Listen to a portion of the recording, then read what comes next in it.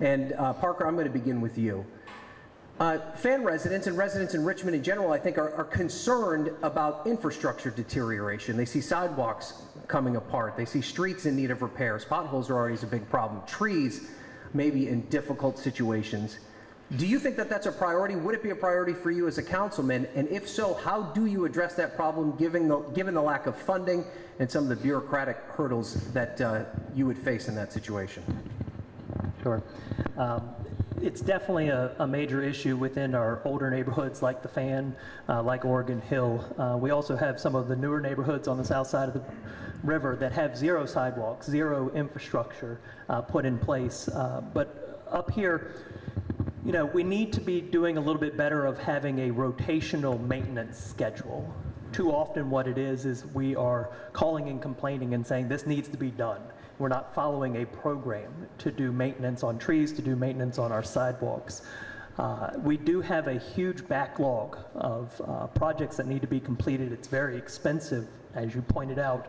But then we do, on the flip side of this, we have special projects that seem to be happening at very high price tags. I mean, just recently in the news, you saw that it cost $300,000 to pave an alleyway. You know, and you sit there and you think, gosh, $300,000 could have done a lot of sidewalk maintenance in other neighborhoods that really have more of a critical safety concern when people are walking and tripping on tree roots and on bricks that have been misplaced. And yet our city has been allocating resources to some of these other special projects. We do need to increase revenue in the city so that we can start addressing this more timely. That's a code word. Does revenue mean taxes? Revenue, when you say raise revenue, that's one of my bugaboos. I hear that all the time. Does revenue mean that we have to raise taxes? And if so, how do you do that? No. In fact, I support cutting the taxes where we can. I mean, the water rate, we should not be charging the water rates that we're charging. What I'm encouraging is more of the economic development, finding opportunities where the city's revenues will increase based on new business, based on more residents living in homes and paying property taxes, not in terms of increasing the rate. Okay. All right, Councilman Jewell, your response to that. What can we do to improve the infrastructure in this community? Let's start by recognizing that our city auditor, that I declare to be the best auditor in America, has reported that we have $271 million worth of road improvement and rebuilding needs. We only put $11 million in the budget this year. At that rate, it'll be the next century before we get our roads straight. And so, yes, we need to up the priority on road improvement and sidewalks. I'm fortunate. Don't ask me how, but I consider those streets in my district some of the best in the city, though not anywhere near perfect, with the exception of north of the expressway. Those streets have been paved, Cary, Main Street, 2-3 times in the last 5 years, Carytown. But it's the side streets on the north side of the expressway that has to get done, and we got to work at that. Yes, we do need to increase our revenue streams. I took our chief operating officer down to Tri-Cities. We've got excess water capacity. Since Henrico County 3-4 years ago started treating their own water. They're treating and selling water, trying to sell it to Goshen, trying to sell it to Cumberland. But they've got water needs down Tri-Cities. Lake Chesson, every summer, goes dry. It's a major reservoir for that area. Why aren't we selling them water? Well, lo and behold, I took them down there 3 years ago. Just last November, they sold 5 million gallons of water to Chesterfield County, who feeds water down to the Tri-Cities. Street lights. I've got a project in my district that has solar power street lights. It may be the only solar power street lights in the state of Virginia. We need to replicate that and replace all 32,000 city-owned street lights in the city with $1 million a month Dominion bill. We could reduce that bill by 25% after you pay $10,000 for 10 years. The deep pockets who will upfront the cost. We will have 25% less electric bill for life. So, but you said $11 million is all we're investing in road projects. You said that the priority has to be changed. That would mean money's got to come from somewhere else. Obviously, you've got a couple of plans here, selling water in some other areas. What are you going to cut in order to increase the funding that's going to go into road projects? If you've been reading the paper lately, Ryan, you will know that Richmond is not hurting for money. Richmond is not hurting for money. I agree. We need to find ways to reduce some of these taxes. We've got tax rates based on when population left Richmond 15, 20 years ago. When corporate disinvested and redeployed those investments out into the counties. Those investments are coming back into the city thanks to Jim Ucrop and those corporate leaders who in the mid-90s started working to reverse that trend. And so we're not hurting. We put an unprecedented $97 million in the rainy day savings fund for some foolish idea of getting a AAA bond rating when the bond raters have told us over and over again, you don't get AAA until you cut your 27% poverty rate in half. There's nothing in the budget to reduce poverty. So, no, we're not hurting for money. We don't have to increase taxes. We need to shift the priorities. Okay. All right. Lee, do you agree with that from your read of the budget, that Richmond's not hurting for money? And if so, do you think that some of these investments should be made in infrastructure improvements? I would say that we're faring better than we have in the past. And certainly there continues to be a great deal of waste. I mean, every time the auditor goes into a department, it's millions of dollars. So certainly we should be doing more in infrastructure. The money is there. It needs to get slotted into the right areas. But having priced out with the city a lot of projects, what I find is that it is exorbitant, the cost that they assign to installing one strip of sidewalk. I've poured a sidewalk. I know what it costs. And it doesn't cost $250,000 to run 60 feet of sidewalk. It just doesn't. So I think it might be time for us to explore utilizing outsourcing, partnering with nonprofits, running training programs. I think there's plenty of ways that we can address the infrastructure concerns and do it in a budget-friendly way. A couple, I mean, and Councilman, you kind of alluded to this too, but Lee, I'm going to pose this question to you. Are you insinuating that perhaps there needs to be some change in some of the administrators in city government? I mean, if you feel that these projects are not being appropriately contracted out, does there need to be new directors in places making these decisions? Should that be reviewed? Is there anyone specific that you think needs to perhaps be reviewed? Well, I don't have anyone specific, but I certainly have concerns with some of the price tags that are being attached, and whether they're being attached simply to get citizens or neighborhood leaders to go away and stop asking for programs, or whether or not that's a legitimate price tag that they're assigning. We need to get to the bottom of that. But if that's what it's actually costing, then there's a major malfunction somewhere. Okay. All right, Councilman, I'm going to go to you now. And the quote you just said was that you're not hurting for money. The city's not hurting for money. But the public school system has a pretty significant budget shortfall, $23 million in this next year. If the city's not hurting for money, how much of this money should be going to help out, in many respects, some schools that are in serious trouble? Glad you asked. I'm one of three who voted 3 times for amendments to increase the school budget. Perhaps not to the full $24 million. We did increase it by $11.5 million. That covered retirement fund, and it covered health premiums. But again, as a percentage of our budget compared to our neighboring localities, we're still below. Yes, per pupil, we're spending a lot of money overall, $13,000 per child. Most of that is federal money, Title I money, and all these other dollars, lottery money and state money and everything else that comes down. But that aside, the school system did not sell their increase well. They needed additional money. They went 5 years flat funded and didn't make a squeak. All of a sudden, they need $24 million new dollars.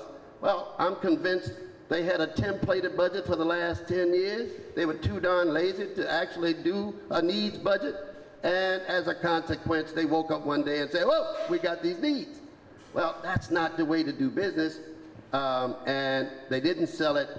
Council majority didn't give it to them, but I did support that they have additional dollars. So Parker, the dollars are there. The dollars are there. Look, we found out the first week in April from this auditor that the city finance department failed to audit, bill, and collect $15 million, like they forgot, of commercial personal property tax. They sweat us individually for our individual personal property tax. How could you not bill $15 million? Right. Just 2 weeks ago, we saw $6.8 million of stormwater fees that weren't collected, and the mayor says don't collect them. What he really means is don't collect them until after the election. All right. Well, let's not get off on it. I don't want to get off on too many topics. I want to stay here on schools, Parker. The councilman argues that basically the school district has not made the case to get additional funding. Do you agree with that? And if that is the case, how do you solve that problem to put them in a position where they could utilize this supposed excess money? Right. So one of the things that I think failed was working together with City Council and our school board. You know, if as Councilman Jewell is pointing out, you know, they didn't sell it, well, you weren't knocking on the door asking for more information on how could you support their budget. So I think it needs to become more of a collaboration so that we're working together to make sure that our schools are fully funded. What I'm hearing, and it kind of upsets me, is because the school board didn't do its work, let's penalize the schools. You know, we can't penalize our youth, and withholding funding is not a good option. I think if we wanted to make a statement in terms of our funding, we could have still fully funded the schools by simply allocating the remaining money into the Richmond Public School Foundation so that the money is still earmarked for a future date that the schools could then come and tap it. I just don't think underfunding our schools is a smart idea. How about you, Lee, weigh in on this?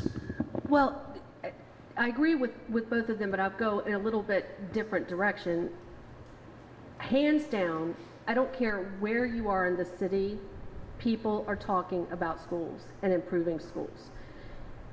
Yes, I can see that the school board has been lazy budget-wise. They've floated along for years, and they didn't sell it.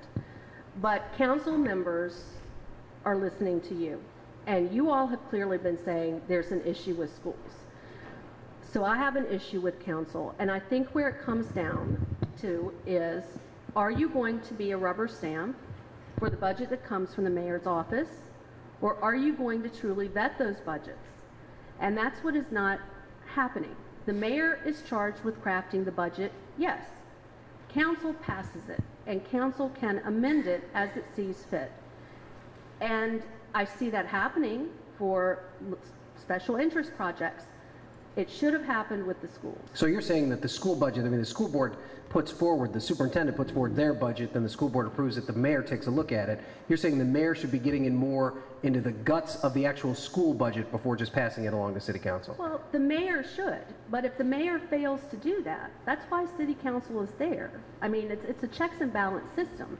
If the mayor's budget is out of line with the priorities of the people, then it's on the council members to bring that budget back into line to reflect what the people want done with the money.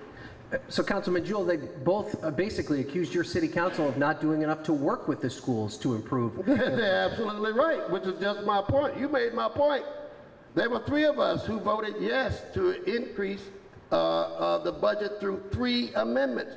One was indeed through the Richmond Education Foundation.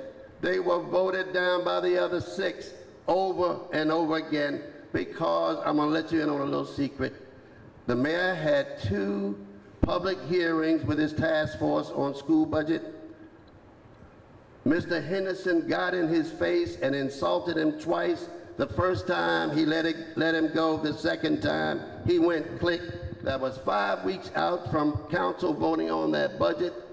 The 6 on council did not budge towards increasing that for 5 weeks, and it was clear they were acceding to the wishes of the mayor. Okay. And so because of a personal slight, 22,000 children did not get full funding. Parker, did you want to make a point there? Yeah, the point that I wanted to ask of Councilman Jewell is, have you actually sat down with the 5th District School Board representative and talked through the budget and talked through the issues in our schools? Because, you know, we are hearing from the residents that we have concerns in our schools, that we want to see improvements, but if you're not working together, how are you going to make that change? Let me rephrase the question a bit, Parker, and ask you this, Councilman. Do you think it's your responsibility as a member of council to sit in with a school board member who has a constitutional responsibility to craft that budget and look at it line by line before you vote on it in council? And should you be working with the school board on that kind of very micro level before it gets to you, and then it gets into the politics of the city council? Every chance, council should be working with his district school board rep. I assisted in getting this gentleman appointed when Ms. Carr went to fill Frank Hall's seat in the General Assembly. I cleared the field for him to be appointed. And from that point on, he's never, we met 6 times. I've asked for every meeting. I've invited him to be a part of my quarterly district meetings, and he's been there most of the time. He's never called a district meeting on schools, and he has never asked me to sit down and meet with him. And so I don't know what he was doing out there. All I know is he decided to distance himself from me for whatever reason. But I'm amazed that Mr. Parker would raise these issues when, A, he's been a member of the Fan District Association. He's never been seen in our district until June the 12th, which was the filing deadline, which is when he began coming to district meetings over in the 5th district. Praise the Lord. And so I'm just curious to know what you could possibly know about that if you've not been active in the district. I've never seen him at a PTA meeting. Okay, I've never seen him at a civic meeting. Let's give Parker the chance to respond to this. He's saying that you haven't been engaged enough in 5th District issues. How would you respond to that? I think the councilman doesn't understand where the boundaries of the 5th District are. You know, at one point I approached you, I said, I want to work with you. 2006, I sent you emails. I never heard word one back from you. I'm trying to get engaged in city government. I'm trying to get engaged in the community. But if your city council member turns a deaf ear to you, how can you get engaged?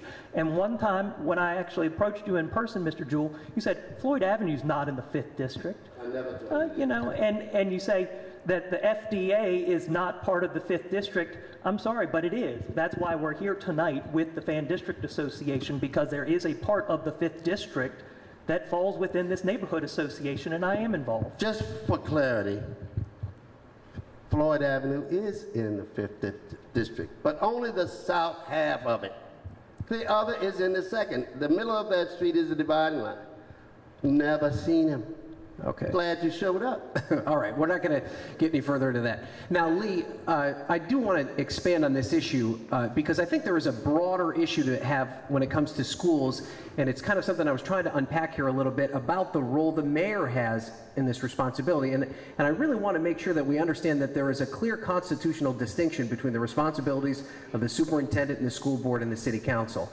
Do you think that the mayor should have more responsibility when it comes to the crafting of the schools and the administration of the schools? It's something obviously, famously, Governor Wilder at one point tried to invoke. Is this something Mayor Jones and council members should be pushing for? Should the city council and the mayor have a bit more control over it so it doesn't get to this point where it's only once you get to the budget that you have some sort of say? I don't know if control is the proper term. I think there's some kind of a disconnect that's happening when the school board is coming back with a figure that much over what has been put into the mayor's budget. And then you have this brawl taking place over public education dollars. I'm not a fan of micromanagement when people are doing a good job. We have significant issues with our schools. And at that point, someone needs to do some oversight work, whether that involves replacing leadership, whether that involves sitting down person to person and working directly between council members and school board. But we have issues, and our children, our future, are paying the price for that. So someone needs to be in charge and lead us out of the mess. Should the mayor have more power, Parker? Should the mayor have direct oversight? Should he be able to maybe just, for instance, hire and fire the superintendent? Should that be his responsibility? No, I think we do have a shared responsibility in our government. I mean, it's a new form here in Richmond since Doug Wilder became the first of our stronger mayors, and we have to work together. You know, I don't think we want to continue to give excessive authority to our mayor. We need to start having a little bit more say so in the process. I think one of the biggest challenges is communication. Because I think so often what happens is people want to talk and work through their situation, their problem, and come to a reasonable conclusion together, and we just aren't engaging in that dialogue. And Councilman, I'll let you have the last word on that. Do you think the mayor should have more responsibility when it comes to the administration of the school district? The council can only have influence with schools through budget. Right, and that's what I'm asking. Should there be more? But the mayor has the ability to take that lump sum and fund schools by categories. I pleaded with him to do that this past year because things were so discombobulated that there could be some controls, not a lot, but some controls when you put X number of dollars in administration, and that's the ceiling. When you put X number of dollars in instruction, X number of dollars in career development, X number of dollars in extracurricular activity, at least he can sort of level out those dollars and not allow schools on its own volition to rob Peter and pay Paul. And so I think funding by categories is a way that the mayor has the legislative ability, the legal ability, I should say, right, to in fact have greater control over schools, and he didn't do it.